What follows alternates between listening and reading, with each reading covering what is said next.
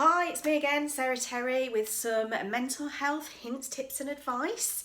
Please subscribe to my channel if you're finding these videos useful. So, today I want to talk about, it's that time of the year in the UK.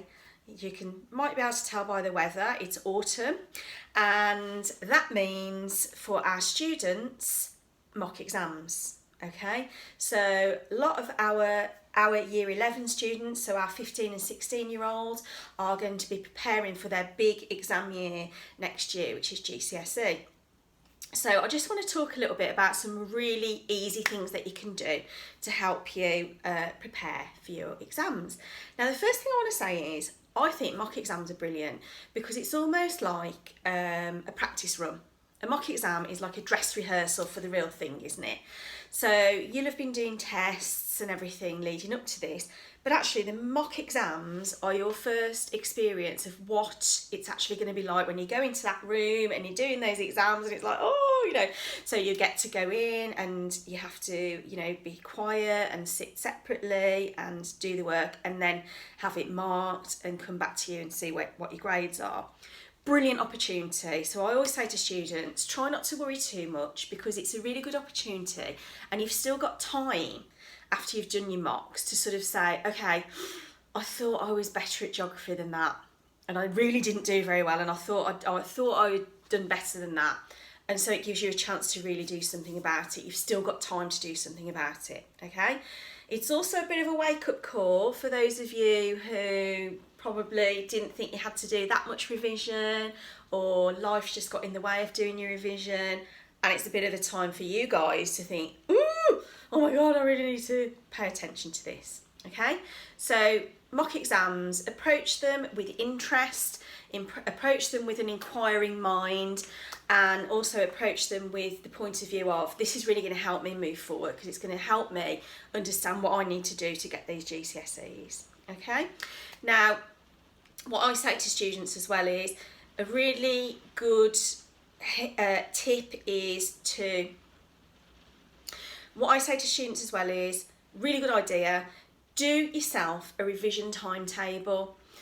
When you're at school, you live by timetables anyway, don't you? Everything's done on a timetable. So we're used to following timetables. We're used to following that way. So do yourself a timetable for your revision, okay? This way you can set it out and you can also reflect back on it and realise just what you have revised, because often what happens is, if we just keep getting the books out and revising, we lose track of just how much work we've actually done, and that can be a shame really, because we've usually done more than we think we have. So that's a really good one. Now, what I always say as well is, if you're going to do that, please put in some time for relaxing and actually having a life, because it's if you just concentrate on revision and doing the work, then and not relaxing and not having, talking to your friends and doing other stuff, then you're going to become burnt out. And it's much better to do an hour of focused revision that's going in than to do 3 hours where you're just getting more and more anxious and you can't concentrate. And actually that's just not helpful for anybody. You're not going to be able to get the level of revision done that you need, okay? Do some research into what type of revision works best for you.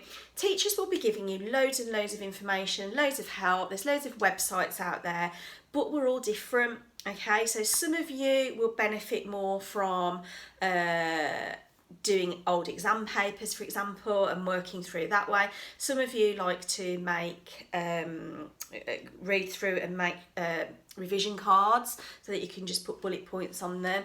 I know somebody who got loads and loads of post-its and put them all around her bedroom and just put like revision notes everywhere. So everywhere she looked there was like a note, but that worked for her. So think about what works best for you.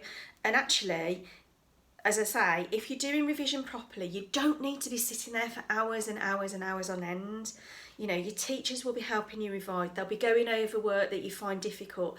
Use every opportunity you can, okay? And now's the start of it. And actually, the more preparation you do now, the less stressed you're going to be when it comes to doing the actual exams, Okay, so please comment below if there's any questions that you want to ask, because I am going to be doing a series of videos to help through this time.